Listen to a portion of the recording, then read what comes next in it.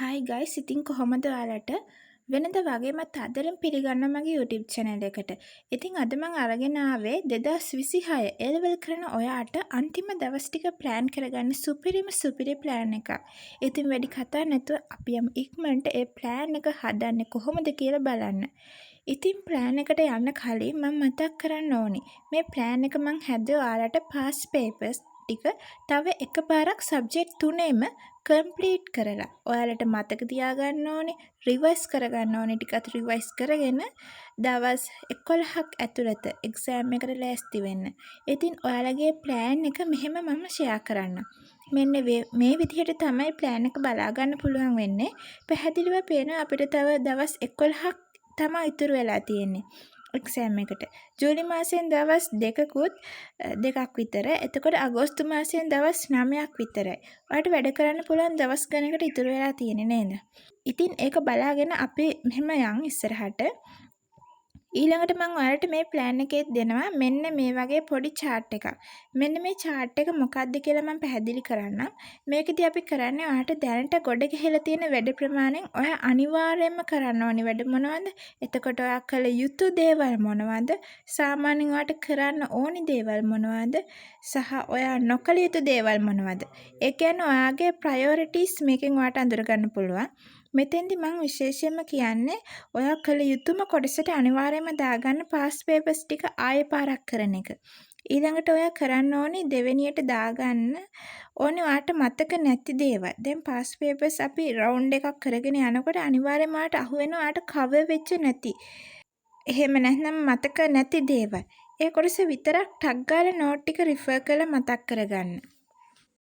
ඊට පස්සේ තවදුරටත් කරන්න ඕනි දේවල් ඊළඟට ඔයා වැදගත් වෙන දේවල් වලට දාගන්න. මම කියන්නේ ෂෝට් නෝට් එකක් බලන දෙයක්. එහෙම නැත්නම් ඔයා කලින් හදාගත්ත නෝට් එකක් පොඩ්ඩක් උඩින් රෆ්ලි කියවෙන දෙයක්. එහෙම නැත්නම් තව මොනවා හරි මතක් කරගන්න තියෙන දේවල් මතක් කරගන්න. ආයෙ මුලින් නම් පාඩම් කරන්න යන්න කාලය නෙමෙයි දැන්. දැන් මං කියන විදිහට ඔයාලට මේ plan එකේ මම මේ හදලා තියෙන chart එක fill කරගන්න පුළුවන්. එතකොට ඔයා දන්නවා මොනවද දැන් ඔයාලට කරන්න ඕනි. මේ වෙලාවේ මුලින්ම කරන්න ඕනි මොනවද? priorities දෙන්න ඕනි මොනවටද කියලා අන්නේ කොටසින් ඔයාලට හොයාගන්න පුළුවන්. ඊට පස්සේ මම ඔයාලට මෙන්න මේ විදිහට තමයි plan එකේ example එකක් හදලා තියෙන්නේ. එතකොට මේ plan එක ඔයාලට හරියන විදිහට හදාගන්නත් මම ඔයාලට කියා දෙනවා. මේ plan එක ඔයාලගේ විදිහට හැදුවාම තමයි මේ තියෙන්නේ. මේ plan එක ඔයාලට පැහැදිලි කළත් මේකේ හැම දවසකම study session 3කට කඩලා තියෙනවා. ඒ කියන්නේ time frame 3කට කඩලා තියෙනවා. ඔයාලට දවසේ කැමති වෙලාවල් 3ක මේ දවසේ වෙන් කරගත්ත වැඩ ප්‍රමාණය ඉවර කරගන්න පුළුවන්. එතකොට subject 3ම ඔයා දවසකට වැඩ කරනවා. පළවෙනියෙන්ම මම මේක බෙදලා තියෙන ඔයාට පාඩම් කරන්න වගේ.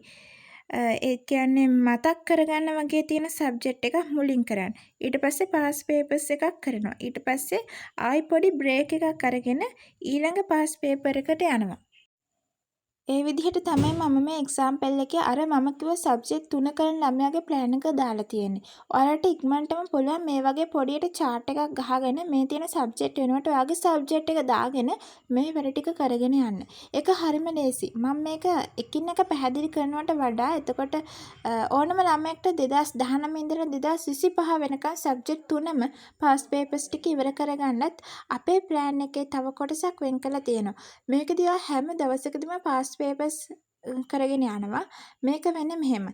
පළවෙනිම දවසේ ඔයාලට තියෙන පළවෙනිම සබ්ජෙක්ට් එකකින් 2019 අවුරුද්දේ past paper එකේ first part එකයි second part එකයි දෙකම කරලා ඉවර කරගන්නවා. ඊළඟ දවසේ ඔයා දෙවෙනි සබ්ජෙක්ට් එකෙන් 2019 paper එක කරගෙන යනවා. ඊට පස්සේ තුන්වෙනි දවසේ ඊගාව සබ්ජෙක්ට් එකට අදාළව 2019 paper එක කරගෙන යනවා. එතකොට දවස් 3ක් ඇතුළත සබ්ජෙක්ට් තුනම cover කරගන්නවා 2019 paper ටික සම්පූර්ණයෙන්ම ඉවර කරගෙන. මේ past papers කරනවා කියන්නේ එකෙන් මම අදහස් කරන්නේ දැන් ඔයා time එක තියලා paper එක කරන එක. මාකින් ස්ක්‍රීන් එකකට අනුව උත්තර ටික බලන්න ඕනේ. ඊට පස්සේ විවරණ මොන හරි තියෙනවා නම් බලන්න ඕනේ. වැරදිච්ච ඒවා තියෙනවා නම් ආයි බලන්න. ආන්සර් එක කොහොමද ආවේ? ගාන කොහොමද හැදුවේ? එහෙම නැත්නම් මේ උත්තරේ කොහොමද ලියන්නේ? ඒ වගේ දේවල් තියෙනවා නම් හරි වැරදි ටික බැලුවා. ඔයාට වැරදිච්ච දේවල් ටික ටක් ගාලා නෝට් සෙට් එක අරගෙන අදාළ කොටස විතරක් පාඩම් කළා. මෙන්න මේ විදිහට තමයි මේක සිද්ධ වෙන්නේ.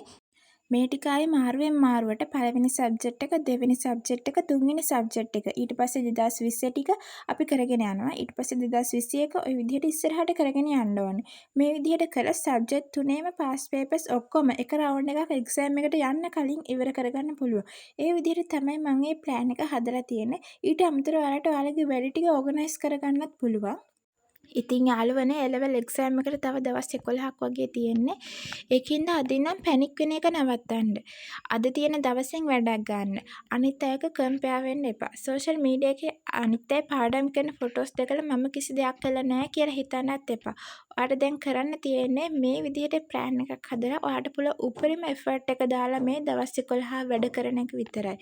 ඉතින් ඔයා මේ පාර 2026 A-level එක්සෑම් එකට ෆේස් කරන කෙනෙක් නම් මේ වීඩියෝ එක ඔයාලට හොඳයි කියලා හිතුණා නම් ලයික් එකක් දාන්න. වීඩියෝ එක ෂෙයා කරන්න ඔයාගේ තවත් යාළුවෙක්ට. channel එක subscribe කරන්න. all the best.